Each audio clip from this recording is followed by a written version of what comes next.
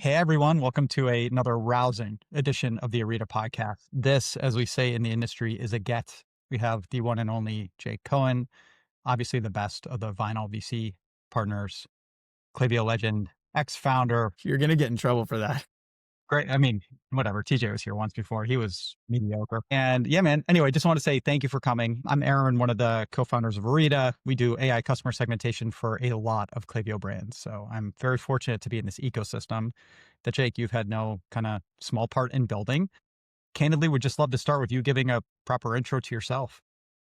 Sure. Yeah. And thank you for the privilege of being here today. I currently work at Klaviyo. It's been almost 10 years now. I started by running product, then product marketing, then overseeing our Shopify partnership, and now do some more sort of industry strategy stuff. I'm also a partner at Vinyl, as you mentioned, which is an early stage venture firm investing in businesses that help other businesses grow. And prior to all of that, I co-founded a company called Privy, which actually started as a tool to help restaurants drive in-store sales and eventually became one of the best e-commerce tools. I'm sure we'll talk about that. And even prior to that, I started my career in commercial real estate. So it's been a wild ride, and I'm grateful to have done all of it. What did you do in commercial real estate? I didn't realize that. My very first job out of college I was a luxury retail commercial real estate broker in Manhattan. And I covered the luxury sector. So my job was effectively to help Prada get a store in New York, for example. Okay. I mean, I think the obvious natural question is, how'd you go from that to Privy? Like, what was the transition?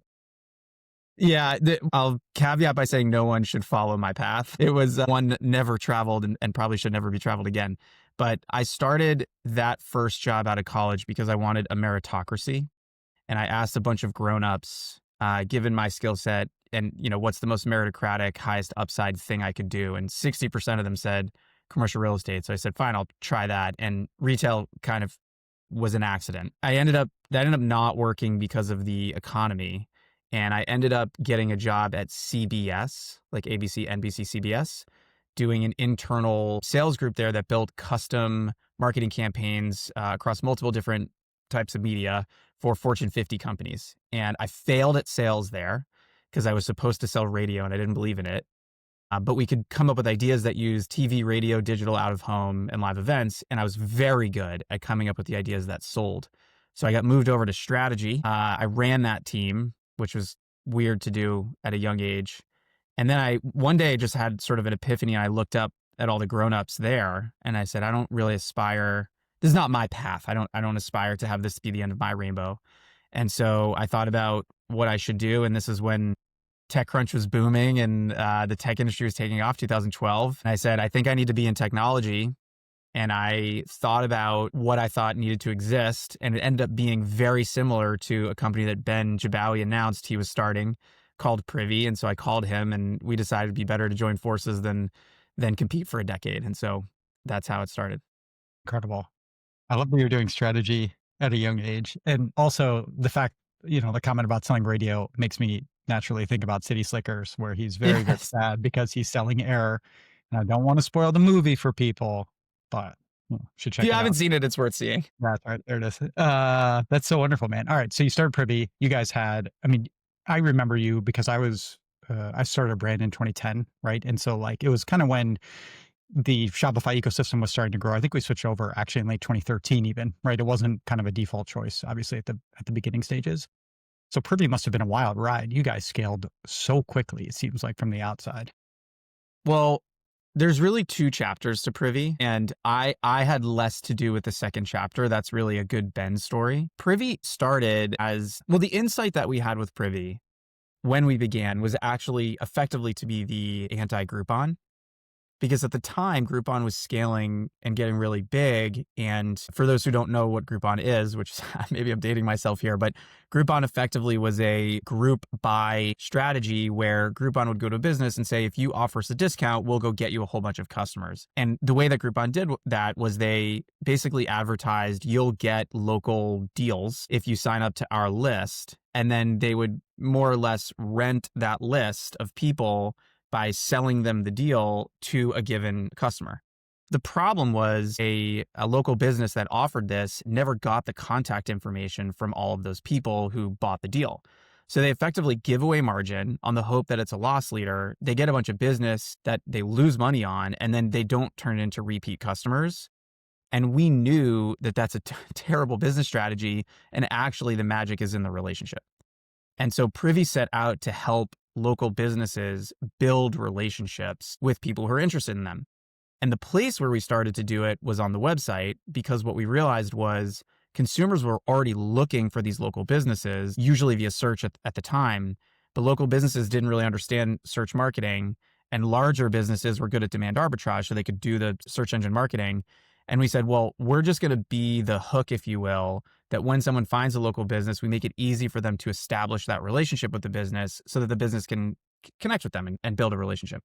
And so that started as pop-ups. And I think I don't know if we were the first pop-ups on the internet, but certainly the first real sort of platform to do it. And we started with a focus on restaurants, which ended up being the wrong choice, because we knew restaurants would never go fully online, and it was very important to have relationships. And the product was amazing. It was very effective, but it turns out that in restaurants, marketers are not the ones driving the business. It's more operations. And so we kind of just had a difficult time finding a good footing in that category to have the right unit economics to scale the business the way that we wanted.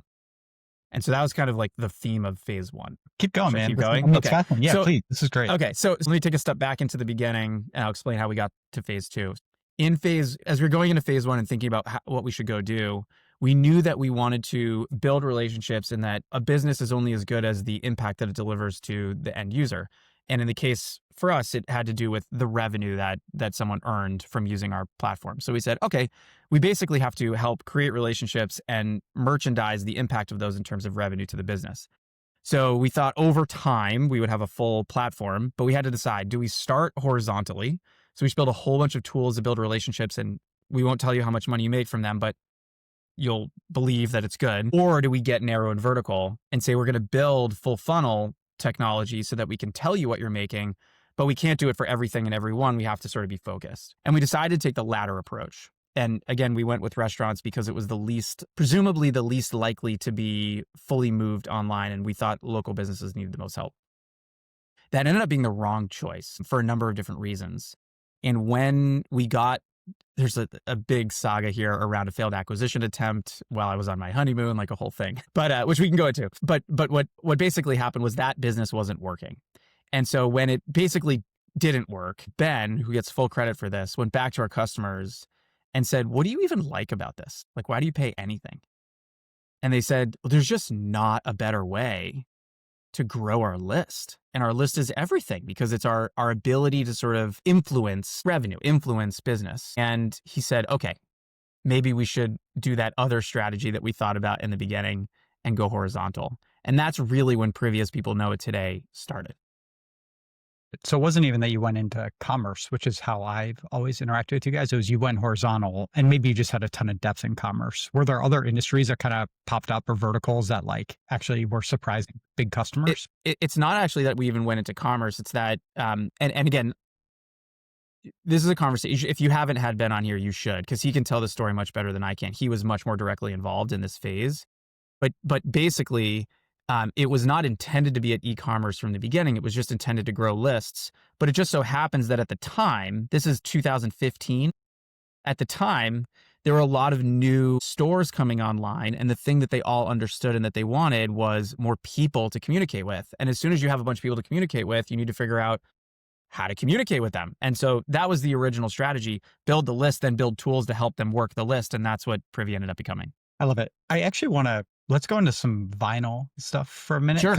And then we'll maybe come back to Klaviyo. Wherever you want to go. And that part of it. But like, I'm thinking about the takeaways that you had, right? Because I also write a bunch of early stage checks. I mean, not formally, and I try not to write many anymore because I think I'm a pretty terrible investor, I've learned.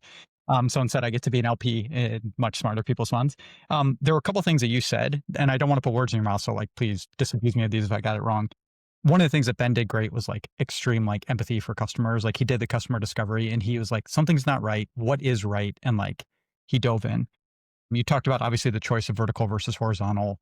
I'm curious, do you think there is a default right decision, or is it like you've got to figure out what's right for? Okay, you're shaking your head no. So There's go into definitely not a default right decision. So let me put a pin in this, and I'll come back to vertical and horizontal. in a second. And I think the third thing I heard was like, you talked a little bit about relationships, but ultimately it was like the measure of you as a business is like the impact that you're driving for your end customer, right? And so Yes. like kind of following the money, but also following the customer love. By the way, I see a lot of this in like why Klaviyo's expanded, obviously. Yeah. Talk to me very quickly about vertical versus horizontal and how as an investor you think like companies should be approaching that, if that's like a fair question. And then also what from like this experience influences how you invest at Vinyl? You said you guys are early stage, but in my narrative, you guys are like actually the earliest stage. Like you're kind of like South Park comment, but like, Foundation. Yes. yeah, like Starting. foundation or -1 to 0. Like you are there at the absolute Yeah. beginning if you can be. So a little bit vertical, horizontal, and then more about like how do you invest?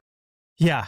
Man, I'll try and keep this kind of tight. So it actually, the first observation that you pulled out on the empathy thing kind of informs the horizontal versus vertical. And I'll try and show this. So we were always really good at getting close to the customer.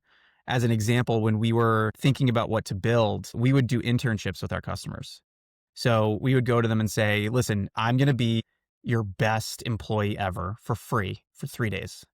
And I want to come sit next to you and I want you to tell me to do anything you want. I'll make you coffee. I'll tie your shoes. I'll come up with your marketing campaigns. Like, it doesn't matter. I want you to just tell me. And what that actually does, I recommend everyone who's building a company do this, whether it's in consumer or in B2B, because what ends up happening when you're designing product is people who have either less experience designing product or have been too far away, they think about the big buckets, the big rocks of what the product has to go do, but it actually turns out that amazing products happen with all the stuff in between all of that. And what I mean by that is, I'll pick on Klaviyo because I know it very, very well. Like, Klaviyo sends emails. There's a lot of tools that send emails, and that would be the big thing. But literally, the font size on the campaign creation screen that helps clarify what the campaign name is and how when you start to type, it progressively unfurls the segments that you have. Like, these little things that may seem obvious and intuitive change how fast it is for someone to make a decision and progress forward. And if you don't understand that your customer, for example, has 100 sticky notes around their computer of things they have to remember, 25 people running up to them at all times, phone calls, kids dragging on their pant legs while they're trying to just write the campaign, you'll think about what the experience of the creation of the email has to be wrong. And if you don't really understand that, you won't build an amazing product. So anyways, we used to do things like that helped us build a great product. We just did it in a vertical that didn't have the right revenue relationship for what like we needed, basically. And so getting to the horizontal and vertical thing, this has a lot to do, in my opinion, with the maturity of the solution. So if you have a pretty mature, or I guess maturity of the problem, if you have a pretty mature problem, which I'll define as something that buyers within a certain category or set of verticals understand well, and they basically have solved it in the past, but we have now a better mousetrap, I think it makes a lot of sense to at least consider starting vertically, which is to say that your go-to-market motion, the use cases that you advertise, and the solutions that you promote are specific to a vertical. I'm going to come back on product design because that's different.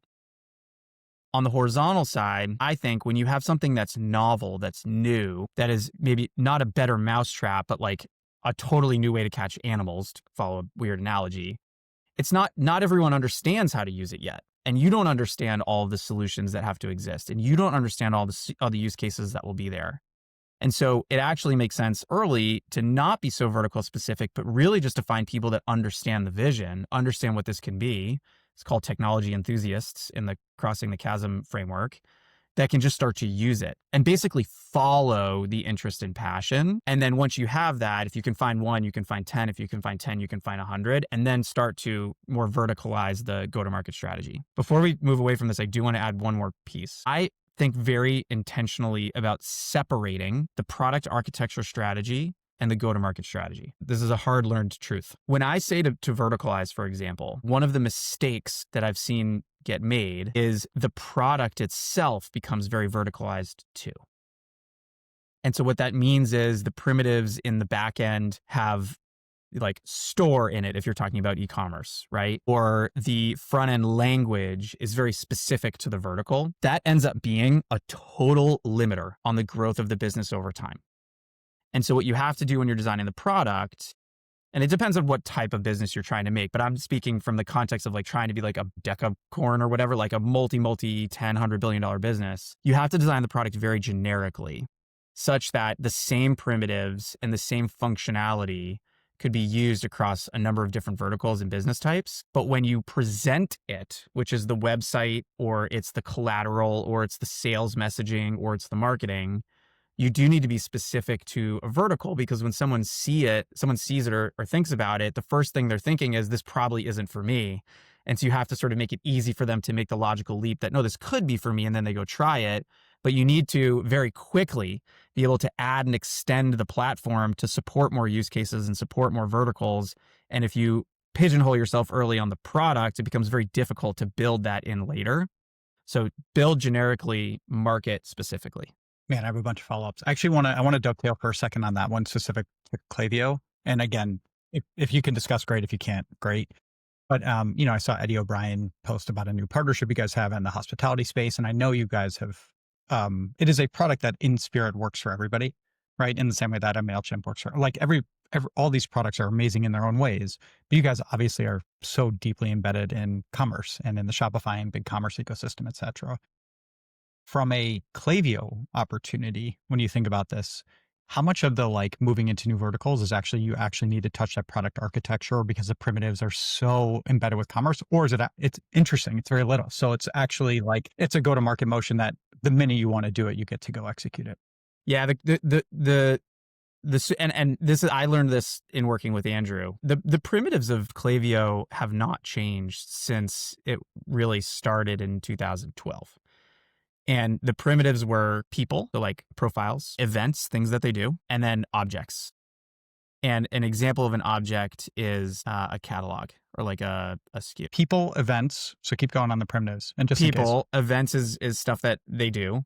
And then objects is things that they do too. So it might be like Aaron bought a shirt, right? Or Aaron booked a hotel room, or Aaron ordered a lunch. Like, it doesn't matter, right? It's super generic. And actually, little known fact, Klaviyo actually intended to be an analytics tool for B2B startups.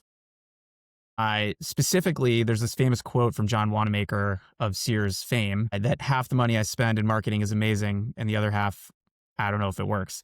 And we thought, or really they thought, I wasn't there yet, that, if we have better instrumentation, then we should be able to get the 50% up to 100%. And so the intent was to say, if you're Orita and you're going to do a podcast, how much is it worth? And if you understand what people purchased and what they did along the way, you could regress and say a podcast download is worth $12.21. And so that's what you should spend on your marketing. And it was built and it worked and people liked it, but no one would pay for it. And this is tying back to that third insight that you pulled out. People don't pay for insights, they pay for impact. And so what people did was they would use the tool and say, this is fantastic. I'm going to upload the list of people that I've learned are, high value, and I'm going to send them an email in MailChimp. and so we said, oh, we can add an SMTP relay and a WYSIWYG editor, like no big deal. And that's kind of how Klaviyo became known for what it is today. So I forget where we started on it, but it was built very, very generically to support anything. And the use case that we found was not B2B analytics.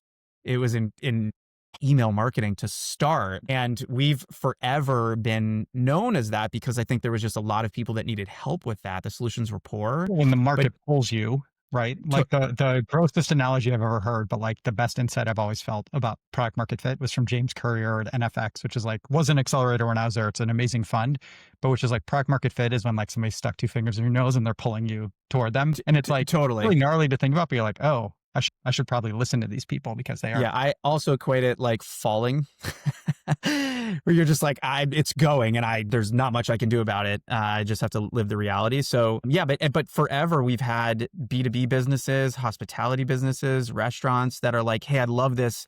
Can you make it easier for me to update my menu in Klaviyo? Or can you make it easy for me to store hotel rooms or whatever? And that's just changing the object thing a little bit. And we've done that.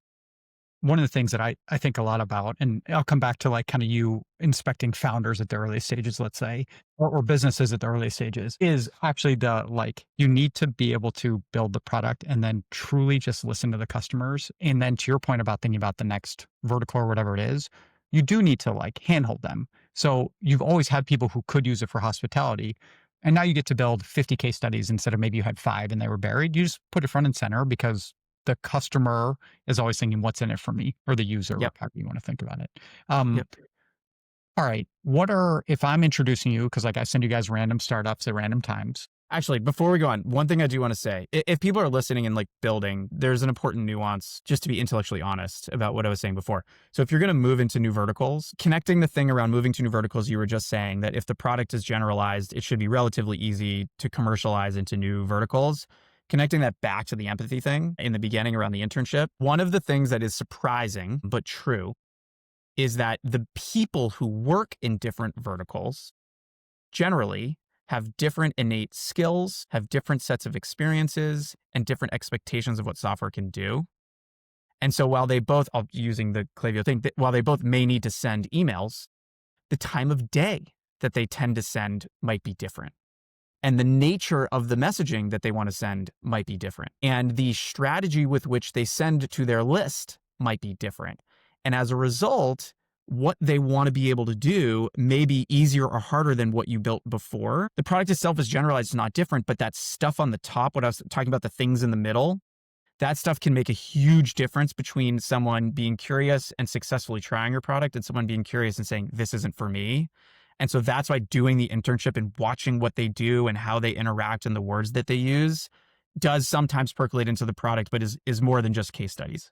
I mean, I'm very much with you. One of the few things I say over and over to every founder is like focus wins, right? And I talked to our team about this, and you and I have talked about this, but Orita is in the sandbox for 6 other ESPs, and we're just leaning deeper into Klaviyo because the minute we go somewhere else, it's not we don't want to, or we should, it's that like we will lose the nuance and we don't have the resources to go be great in a lot of places. So it's better to be great in one place, right? And, keep working towards greatness, probably better to be said. Are there other very specific things that you look at when you meet a founder that, forget the business and forget the, like, assume it's like an interesting business and you believe it is a venture fundable business, but you're like, all right, cool. Do I want to bet on this human that really stands out to you and you're inspecting a founder that kind of makes it almost a go, no go, or yeah. What are those crucial aspects that you haven't discussed? Hard to be so dogmatic that everything's a go, no go, but, my mind goes in many places very quickly. So I try to keep myself organized with lists. And so I have a checklist that I look at for any investment opportunity. And it's like a 90% likely I do not make the investment unless every checkbox is checked. And it's probably 70% likely that I make the investment when every checkbox is checked, give or take. The one about, there's about businesses, there's about markets, there's about founders. And in the founder piece, I subscribe very heavily to this thing called a fierce nerd. And I stole this from Paul Graham. I had worked with a handful of people that I think are fierce nerds. And I remember thinking to myself, these people have like a je ne sais quoi, like something about them. How do I define that? Because I want to find more. And if it's really early and it's hard to know anything, like what do you look for? And as I was trying to figure this out, I found this essay from Paul Graham about the fierce nerd. And so I can explain what that is if that's useful. Yeah, I think it's super interesting. I actually haven't read that one. I'm going to look this up right afterwards. Okay, so I'm pulling it up right now, and I can just say. Are you on Twitter as we're doing this? Unbelievable! No, am I on Twitter? No, I got another thing. Right.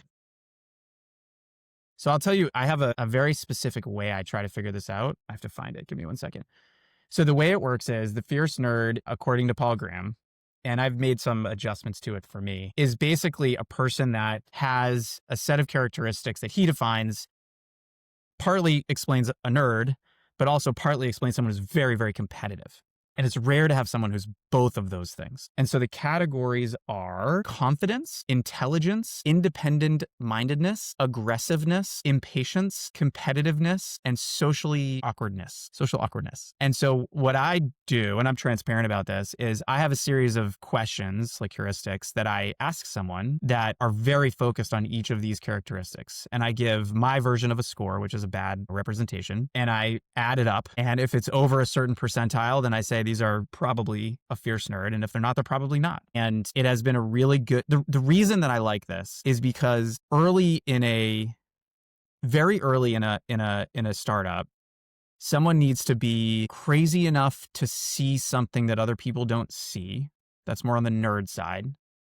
They have to be passionate enough about it existing the way it should exist to like really sweat the details. That's on the nerd side. But building a startup is like being incessantly punched on the face when you already are down on one knee.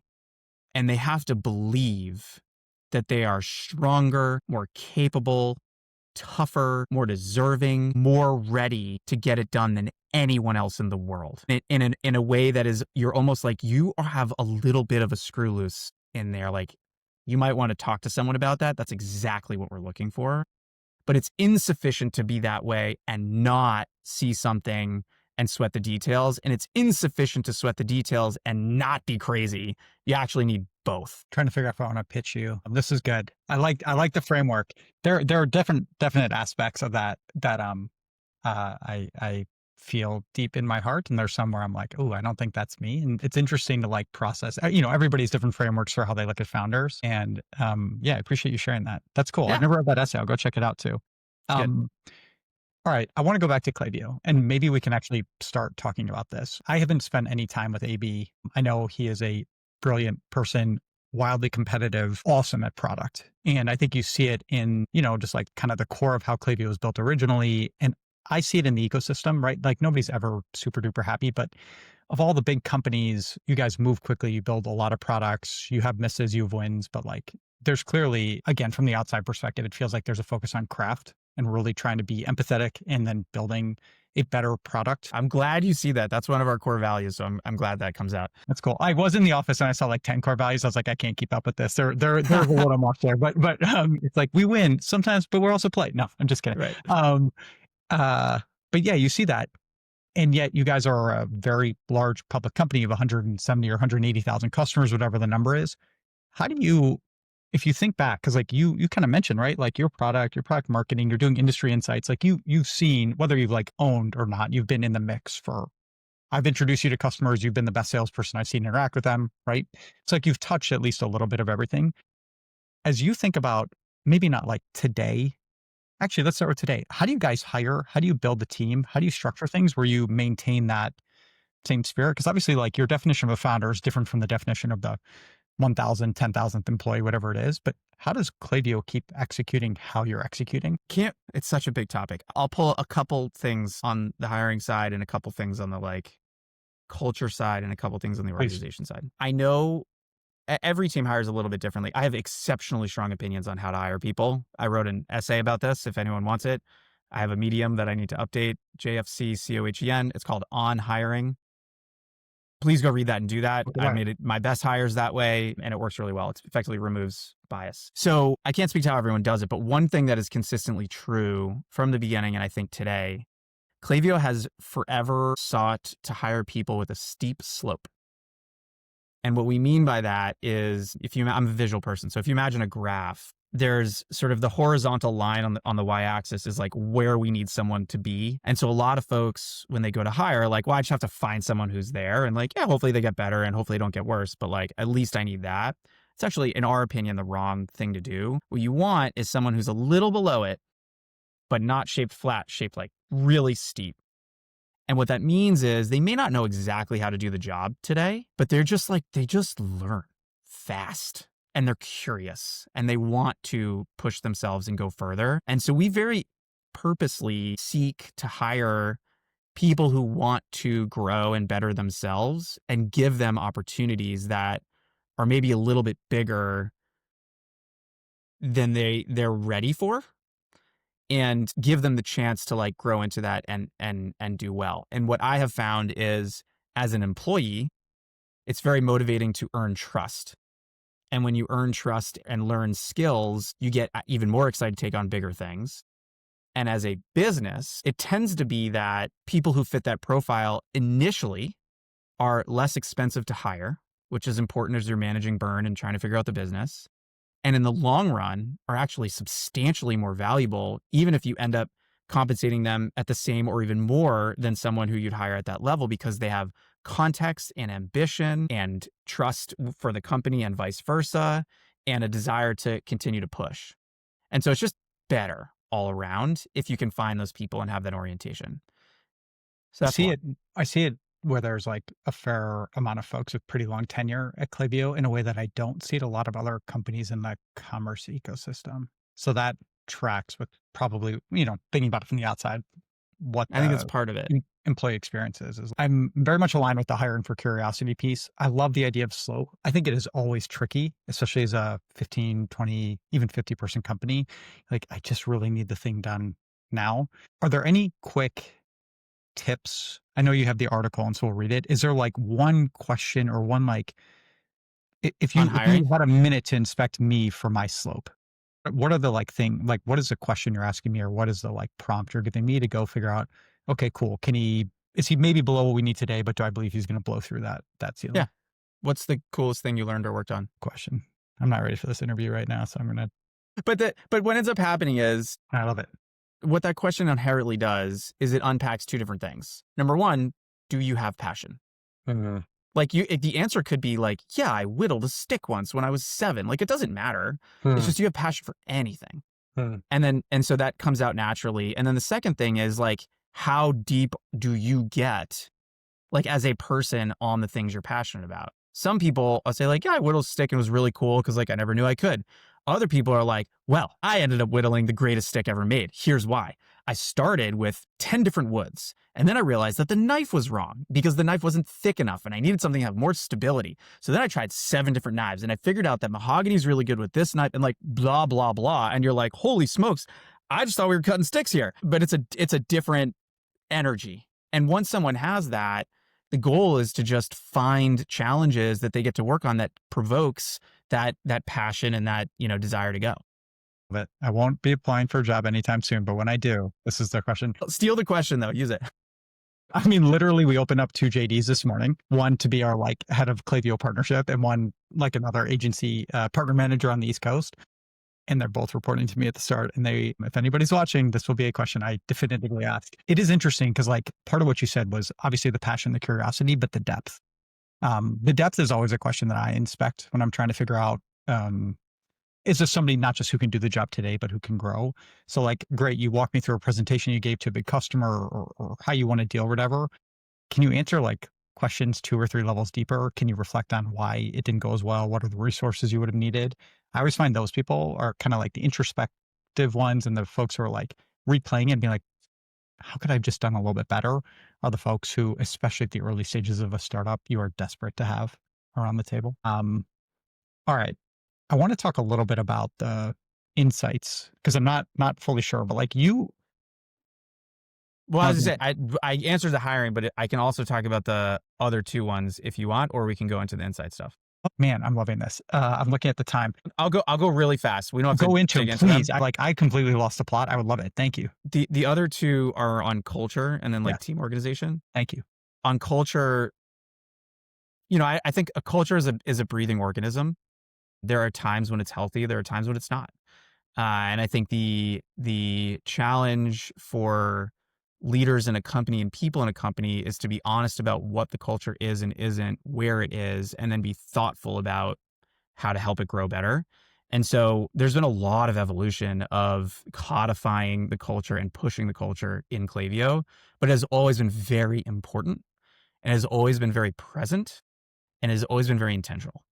And so I mentioned these values, which have had multiple iterations, but they've always reflected the same sort of core things around craftsmanship, around integrity, around doing the right thing for the customer, around being a good teammate, around owning your work, these things. And I think that breeds a certain approach to work that has been beneficial. So the takeaway is especially early, don't overdo culture. When you're a small team, it's not something you have to codify, but really spend time thinking about, if you were to define the perfect employee, which is a Frankenstein of the people you have, who is that? What does that look like? And then just give that back to everyone and make sure people also agree with it. And then that can kind of go into who you hire and how you reward people and what you celebrate inside. I mean, I think your comment about even the Frankenstein of the people you have is like, I think too often it is, well, this is what the founder wants, but it's like, this isn't the business you built. And so actually thinking about what is our team today? And then there can be aspects that are aspirational, but if the culture that you're looking for is fundamentally different from how you operate, like Yeah, you're then missing people don't something. feel connected to the company, and that's a Yeah. different problem. So it's kind of both. The last bit is on how we work. Again, I think I don't think anyone solved this in any company ever. And there's a whole other podcast around the pendulum of org design and what happens over years and how that's good and bad and whatever. But I think at the end of the day, giving people the opportunity to own something, keeping small teams, and doing the best that you can to have transparent communication and collaboration is the only way to keep up speed, because what we have always believed is the best companies kind of have like at best a 50% hit rate on what they put out there. And so if you're going to be wrong half the time, you better have a lot of tries. So, we'd rather slightly increase the error rate, the incorrect rate, if we can dramatically increase the velocity rate, because it gives you more chances of being right. Jake, I love this so much. I love the framing: small teams, opportunity to own something, transparent communications, kind of begets speed. Couldn't Which agree more on it getting gets more hard as you get bigger because people want to like look good and they want to like make progress and whatever. for But sure. at the end of the day, this goes back to the culture thing. What do you celebrate? What do you prioritize and what do you talk about? Yeah. Man, thank you. I'm glad you brought it back to that. All right, I do want to talk a little bit. We got about 10 minutes left. You see what's going on with the e-commerce world in a way that very, very few people do, right? I think AB just posted, if I'm not mistaken, like was it $1 billion in revenue transacted or like On something Friday. massive, right? And so what's that? Yeah. Just on Friday. Just on Friday. Right. Sorry. Not over lifetime, right? In one day. What I don't even know where I want to go with this, so I'm going to keep it vague and say, Jake, discuss. But if you're running a brand today, or you're thinking about kind of the retention marketing side of the house, right? Like the Klaviyo sweet spot, what's changing right now? What's staying the same? How do you operate in the environment? So resist the urge to get like too broad here. But I think one thing I think people don't do enough, and this will cascade into like what I think everyone should do now, is be pretty logical in every decision process around like literally what they're trying to do. So like I see people get very tactical. We need to add a channel, or like, oh, I need to like buy ads or whatever. But at the end of the day, like those are all in pursuit of some larger mission. And I don't think it's just revenue. Because if it was just revenue, you know, there are certain behaviors that will drive revenue, but dilute or erode a brand, for example, or dilute or erode the quality of the relationships that you have. So it's actually like a marginful revenue or a durable revenue. There's some other way of thinking about it. So one, I would encourage businesses to be thoughtful about what that actually means. And there's a really healthy discussion over how to even measure that, which we can have another time or today. But once you sort of know that and you decide, I like durable revenue personally. We just as a quick aside, we talk a lot about profitable growth. That like at any given point, you could go make more money today by sending a second email, even a third email. Fourth, you will make an incremental buck, For and you will sure. burn out your list, and people will For sure. unsubscribe. And so yeah, So same. it's like not just that, right? Like there's obviously something more to it. People don't really speak like that. And I'm a person who believes that words turn into ideas, ideas turn into actions. And so like the words you choose really, really matter. So I push people to use slightly more precise words on what they're actually trying to go do. Then if you're really clear about that, you can have conversations like, what is durable revenue or profitable revenue versus anything else? What does that mean? Now we get into really interesting stuff where it's not just, I need to send 2 more campaigns this month, right? It's like, okay, I need to find the people who are ready to buy and I need to get in front of them. Well, what does ready to buy mean for your brand? How do I define that? How do I measure that? How do I identify those people? And there's like a whole bunch of stuff in there. And what's changing, back to your original question, is the tooling that gives a fewer number of people more capacity to do all of this stuff is getting really good. It's not great yet, but it's getting good quickly. And so I'm alluding to some of the agentic stuff, some of the AI stuff that's out there. I personally think it's overblown. I don't think agentic commerce is a thing. I'm happy to give all these spicy takes.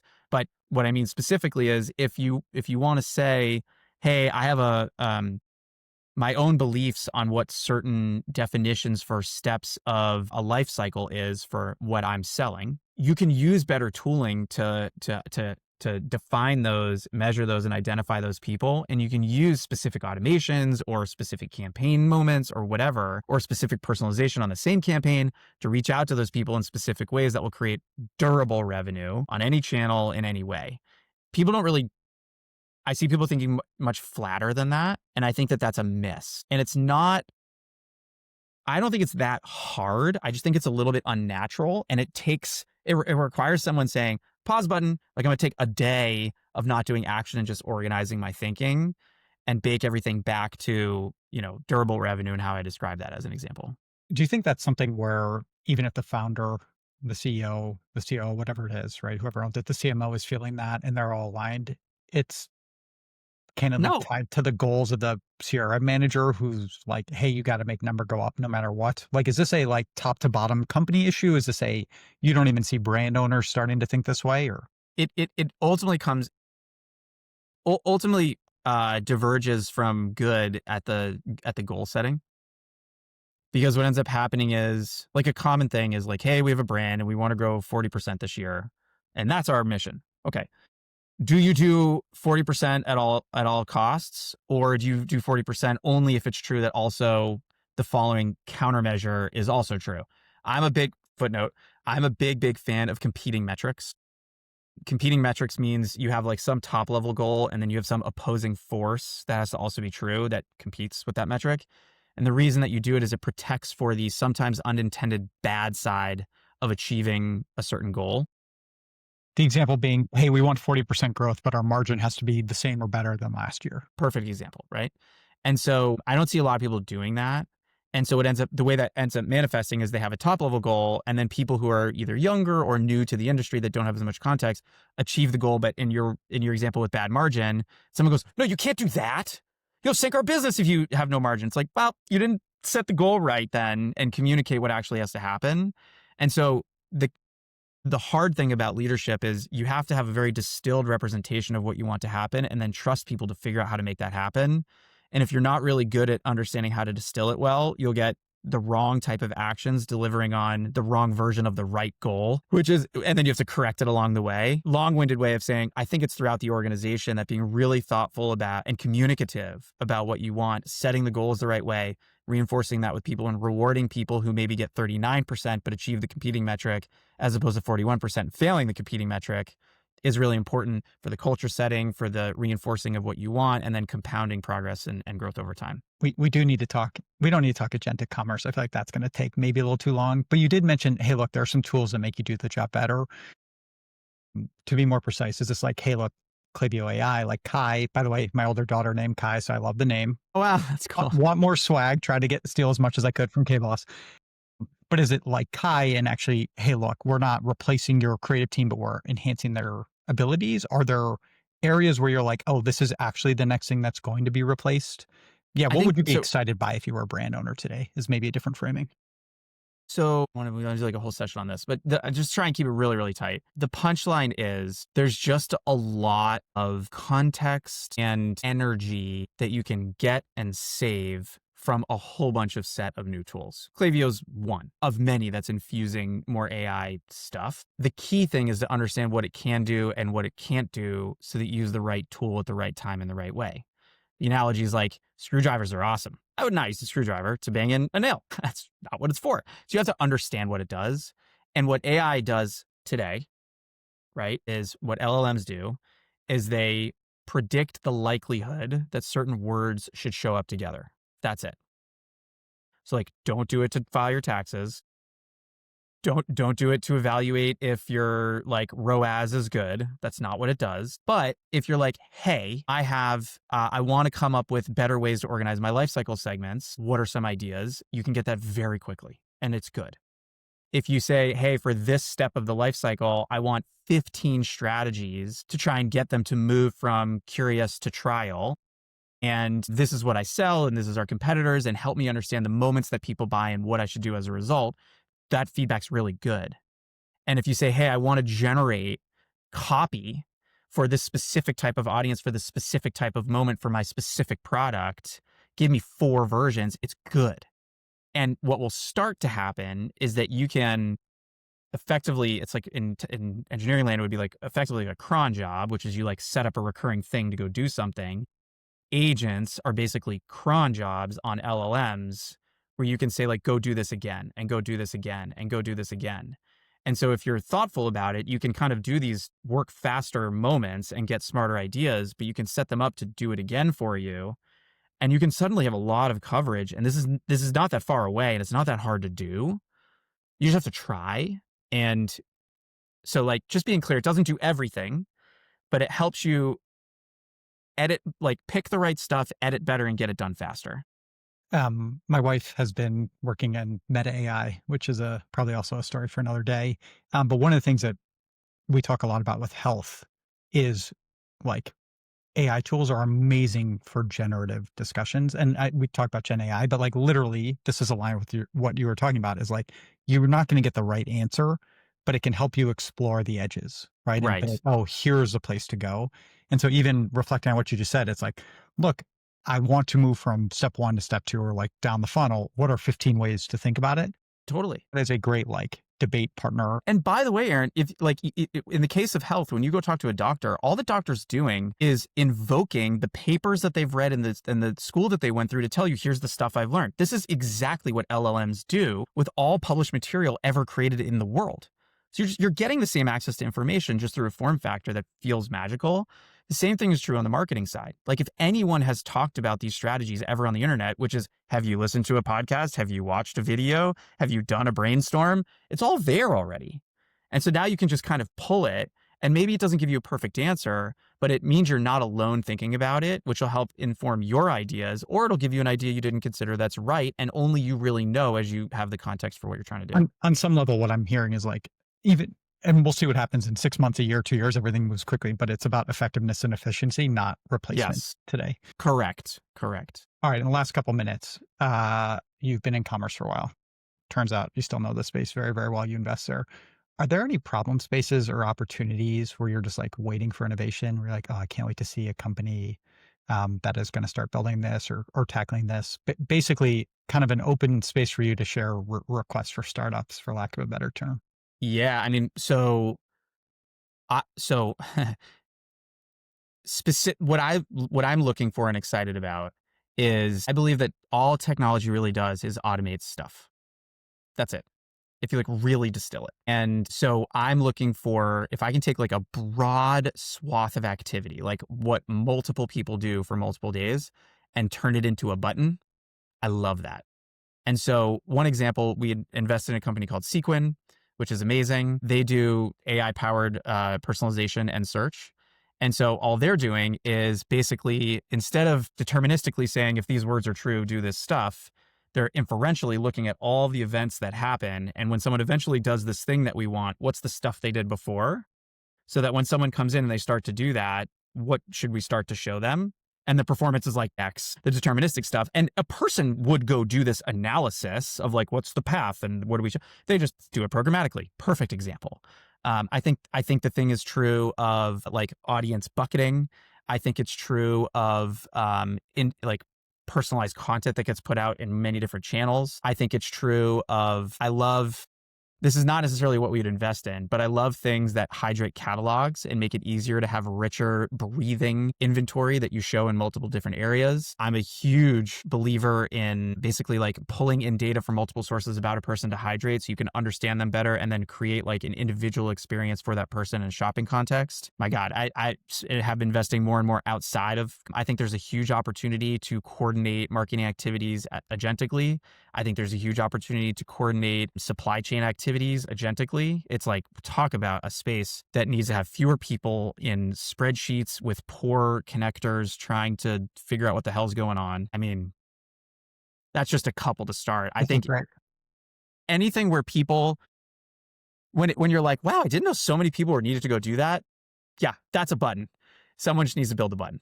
Jake, I love it. Man, I have so many threads that I want to pull that we are not going to do in the last minute. I do recommend you get back to writing because you have a lot of very, very strong opinions that to me resonate. I don't know if I'm just a sucker and you're a good salesman, but I'm really grateful you shared so much. In the last minute, 2 questions.